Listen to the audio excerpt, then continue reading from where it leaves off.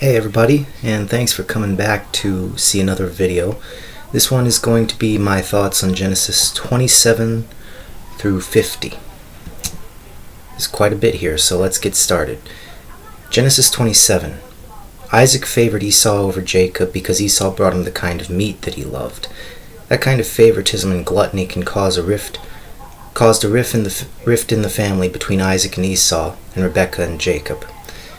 Esau showed that same greed and favoritism with his father when he complained about having lost the birthright and blessing to his callous brother.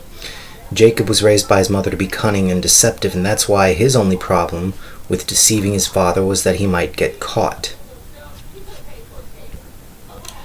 instead of feeling bad about it because it was wrong to defraud both an old man and his father. Rebekah was willing to do anything to make sure that her favorite son got his fair share, but it came at a heavy cost. Jacob betrayed his elderly father, and Esau was so mad that he wanted to kill Jacob. For that reason, Rebekah sent Jacob to stay at her brother's place for a while until Esau calmed down.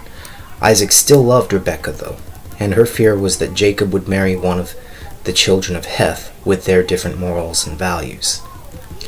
Genesis 28. It appears that Isaac forgave Jacob of his deception and gave him advice on where to find a wife before he sent him away.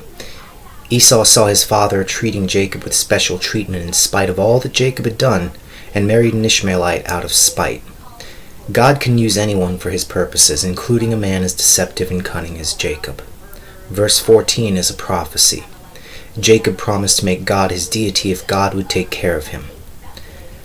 Genesis 29. Jacob had his heart set on Rachel, but ended up getting Leah as well due to Laban's deception, much like how Jacob and had deceived and manipulated Isaac and Esau. As is common in polygamous relationships, favoritism causes a problem with envy for everyone involved. God saw Jacob's favoritism and decided to bless Leah over Rachel. Jacob should have known better than to show favoritism. Genesis 30. Jacob and his wives didn't learn the lesson that Abram had to learn about taking matters into your own hands in Genesis 16. Envy and favoritism, common in polygamy, had turned the love of a family into something that could be bought for cheap. Literally, for mandrakes dug up out of a field. God doesn't respond to treating people like commodities. He responds to the cry of love. The striped rods in the gutters of the watering troughs were to hasten birth, not to cause the cattle to bring forth the speckled and spotted and ring-straked. God blessed Jacob for dealing honestly with Laban and chastised Laban for dealing dishonestly with Jacob by giving the vast majority of Laban's livestock to Jacob by their agreement. Genesis 31. God protects and provides for his own, even at the expense of the wicked. The love of wealth is the root of all kinds of evil, dividing families and causing men to be dishonest. God will do whatever it takes to keep his people safe. Laban's daughter did as she had been raised to do, and as she had seen to do. Laban tried to steal from Jacob, so Rachel stole idols from Laban. Again, the love of wealth is the root of all kinds of evil. Laban's sinful, dishonest, and greedy ways might have been inspired by his idolatry. A man's focus determines his morals and values. Genesis 32. Sometimes God will send messengers to inspire us to do something. It's always best to agree with your enemy and meet them with humility. A harsh word stirs up wrath, but a soft answer turns away anger. Sometimes it's a good idea to pray for the best and prepare for the worst. God blessed Jacob and changed his name to Israel. Jacob had been wrestling with the God he followed, but when God humbled Jacob, his attitude toward God changed. He still stayed with God and wrestled with him, but it was less business and more personal. Genesis 33. After not seeing his brother for so long and hearing the humility of Jacob, Esau's heart changed toward his brother. No longer wishing to kill him, he now just celebrated seeing his brother again. Jacob claims that seeing Esau again is like seeing God. I wonder if that's an allusion to the meeting he had with God the night before. Sometimes lots of talking and platitudes and apologies aren't necessary. Sometimes just seeing that someone close to you is doing well and forgives you is more than enough. Genesis 34. Dinah had sex with a man outside of any marriage. It wasn't rape. Even though they had premarital sex, Shechem was still considered honorable, loved Dinah, and wanted to marry her. Because they had premarital sex, Dinah's brothers automatically blamed Shechem and conspired against the Hivites to kill them. Simeon and Levi did the wrong thing. Their story is one of their hearts being in the right place, but not their minds. They were thinking about their family reputation in general, and their sister's reputation in particular, but they didn't consider that their sister was equally to blame in having premarital sex, and that she and Shechem might have been in love and wanted to marry. Genesis 35. After his ordeal with Laban and facing Esau, Jacob seems to have changed his ways pretty drastically, going so far as to tell his family to get rid of their idols and old ways so that they could all truly serve the Lord. Jacob saw that the Lord is good and put his trust in him. Jacob's love for Rachel endured to the very end of her life. Though he buried her along the way as they traveled, he set up for her a marker for her grave. Reuben was wrong to sleep with his father's concubine. Jacob was wrong to have multiple wives and concubines. Esau and Jacob really did patch things up before their father died. If he knew it, it must have been a great relief to him. If not, the fact that it still happened is a wonderful thing. Genesis 36. Jacob and Esau learned from the lessons of their ancestors, and that they decided to part ways when they both had too much prosperity for the land to handle both of them together. God honored Isaac's blessing on Esau. Genesis 37. Jacob still has his flaws. Most notably, he shows favoritism toward Joseph over all of his other sons. Joseph seems, to his brothers, to like to brag, an undesirable character trait that makes the rift between he and his brothers even worse. However, verses 6 through 10 were prophetic. Joseph's brothers blamed Jacob for their father's favoritism, when it was their father that should have been blamed. So much could have been avoided if Jacob had learned his lesson and treated all of his children with equal love and consideration. Only Reuben seems to have been thinking clearly, free from the envy of the other brothers. Judah seems to have also wanted to save his brother's life, but for selfish reasons. He wanted the money and to be rid of Joseph once and for all, but not to get his hands dirty with killing the boy. Reuben's gesture seems to have been more an act of obligation, hoping to save his father the grief of losing a son, as the responsibility of being the eldest was on him. Genesis 38. Judah was led around by his lusts. It probably wouldn't have been that way if he was raised right. Then again, far be it from me to judge. This is just what I'm seeing in the passages. One of the sons of Judah's lust, was wicked in God's sight, so God killed him. Judah did have some morals, and asked his son to fulfill his brotherly duty to have children with his brother's widow and continue his family name. What Onan did was wrong by God's standards, so God killed him too. However, God doesn't seem to do this in every case. That doesn't make what Onan did right for anyone else to do. It just means that God judges every case as he sees fit. We don't know everything about the story, but in other places God has always had a good reason for killing people, so we can safely presume there was a good reason here. Tamar decided to take matters into her own hands and lure Judah into a trap by his sinful lusts. Judah wanted Tamar burnt for her playing the harlot, but she turned the whole situation around on him. He admits in verse 26 that she was more righteous than he was. That's why the whole situation just goes away. Judah repented of his sinful ways at the time. He became a changed man, and that's what started the change. This burning a woman for her playing the harlot is repeated in the law of Moses, but we must all remember that there are 3 laws that form the foundation of every law according to Christ. To love God with all your heart, soul, mind, and strength, to love your neighbor as you love yourself, and that all that you would have others to do to you is what you do to them. There's a reason why so few of the death penalties of the law of Moses are mentioned elsewhere in the Bible, and I believe it's because other people realized that they would rather not suffer the same penalty for their own sins, so they didn't want to make others suffer that penalty for their sins.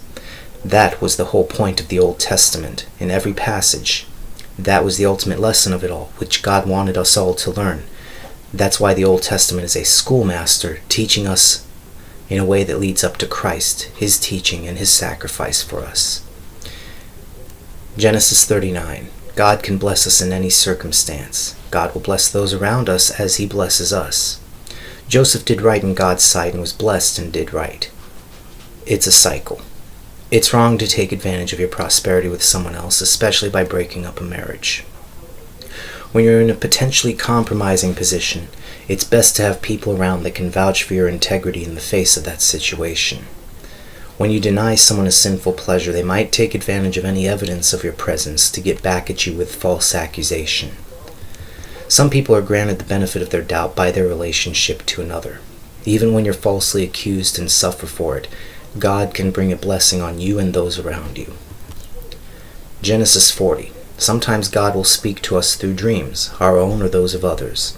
When He does, He will also provide us with the interpretation when the time is right.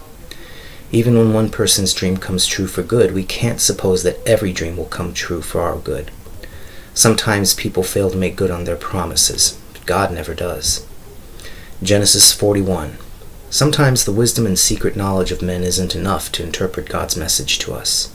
Sometimes God gives His servants inhuman wisdom, complete and exact. Without His Spirit, we could not have the wisdom needed for His work. In times of profit and prosperity, it's best to save up a certain amount of everything you have, more than enough of.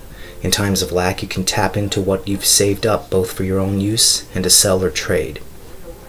It's also best to save up anything of value so that you can buy or trade for what you need that you don't have.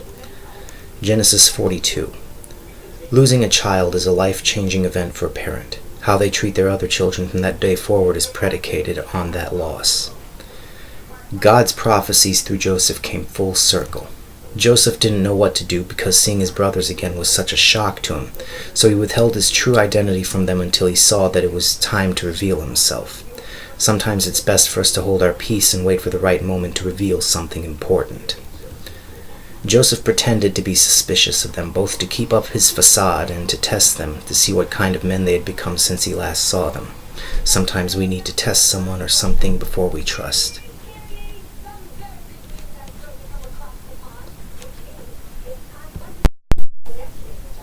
Joseph wanted to see his youngest brother most of all. I think Joseph didn't think that he could face his brothers as himself yet, but he still loved and missed them dearly. That's also why he restored their money to them along with the grain they bought. Joseph's brothers knew what they had done was wrong, and they felt the guilt and sorrow of it. Everything that happened was a sign to their guilty, sorrowful hearts, but their guilt and sorriness made them misinterpret every sign to some degree. Yes, what they did was wrong, and those were, in part, signs of that. They were not, however, being judged for that wrong that they had done as they had supposed. Reuben went from a man who slept with his father's concubine to a man who was willing to have his 2 sons killed if he didn't bring his youngest brother back. This is an example of a heart willing to change, but not yet in the right place. It's an example of worldly sorrow rather than godly sorrow, which works repentance to salvation. Genesis 43. Judah completely changed from the way he was when they sold Joseph into slavery to a moral and responsible man. What it was that caused that change we can't be sure. It could have been how he handled the problem with Tamar earlier, but it could also have been watching his father suffer over the loss of his son, or it could have been any number of other things. All we know is that there was a change for the better. Jacob remembered how well bringing a present to a man with the power to do good or evil to him had worked before, and so advised his sons when they needed to see the second most powerful man in Egypt. It's hard to hold back your feelings on seeing your loved ones after a long period of separation. Genesis 44. Joseph's plan seems to have been similar to the circumstances that he endured, and he saw that his brothers reacted much differently. Whereas they were all happy to get rid of their father's favorite son before, they were terrified at the thought now. Judah had such a change of heart he was willing to take the place of his father's new favorite son. Genesis 45. This is a beautiful story that could have been tragic if not for God's provision and Joseph seeing the blessing through a bad situation. Joseph could have done horrible things to his brothers in return for what they had done to him, and they were afraid of that, but Joseph showed them the kind of forgiveness that we all need to have. Forgiveness is of immeasurable value, both for us when we are the forgiving ones and for us when we are the forgiven ones. Forgiveness sets us free from our grudges and heals us of our wounds. Forgiveness also sets us free of our debts and gives us the chance to live our lives and potential to the fullest possible good. In spite of anything bad that happens, something good can always come out of it, and keeping our eyes open for that can see us through anything. So too can forgiveness free us from the bad and give us a chance to make the greatest good of the remaining potential of our lives. Genesis 46. God knows just when, how, and under what conditions to bless someone. In due time, under the right circumstances, and in the right way, all of his blessings will come, and they will keep coming. His blessings are for now, and for the near future, and for the far future. Genesis 47. It seems to me that Pharaoh treated Jacob and his family like foreign dignitaries. Before the famine, the Egyptians were free individuals owning their own land. Due to the famine and the ability of the Egyptian government to provide for its people during that time, the people sold their cattle, their lands, and themselves to the Egyptian government. This is an example of what governments are supposed to do in times of trouble, and it's an example of how governments gain power. This also seems to be the first time the Egyptians were relocated and consolidated to living in smaller properties in populous cities, and their former lands were used for farming, as a model of the modern way of living in one place and working in another. Only the priests of Egypt were exempt, as they were government employees, and their property was provided already by the government. This is also the beginning of taxation in Egypt. Genesis chapter 48. God is a gracious and merciful God, restoring to his people what was lost. Jacob learned his lesson about favoritism, though he still truly loved his son Joseph as much as he did before Joseph was led away into captivity. Rather than putting the eldest son first and giving him the greater blessing, he put the younger son first and gave him the greater blessing, proving the point that one's greatness is not dictated by things like birth order or standing with one's family. Genesis 49. In this chapter, Jacob gives prophecies to his children, both for the immediate future and the long time hence. Jacob's prophecies are partly due to how God has revealed that he will bless them, and partly due to how God has revealed that he will judge them for their past sins, showing that God is not a God who plays favorites. He is not a respecter of persons. Verse 10 is a messianic prophecy.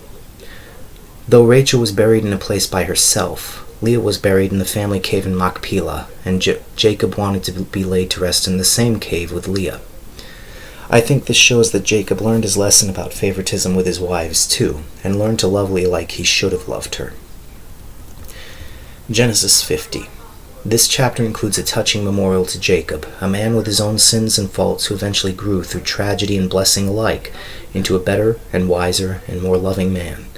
It's a story of repentance and redemption that we all can learn from. Though born from their fear of Joseph seeking revenge, his brothers were still repentant over what they had done, and it showed in their later lives. It is because of their sorrows were not worldly alone, and because of the healing power of forgiveness in both the lives of the wrong and the wronged, that Joseph reaffirmed his forgiveness of his brothers and God's use of a bad situation for a good outcome. Joseph could have let his wrong fester in his heart and make him sour, but instead he comforted his worried brothers. He was just so glad to be back with them and to have them around that what they had done to him was all water under the bridge. Besides, God had used it for a great purpose. His brothers were repentant over what they had done and had changed long ago. They were still afraid of the consequences of what they had done, but Joseph's forgiveness eased their fears. Both Joseph and his brothers were all free from the sins of the past. And that, it rounds out the full 50 chapters of the book of Genesis. Let's take a look here and see what will be next on the reading agenda.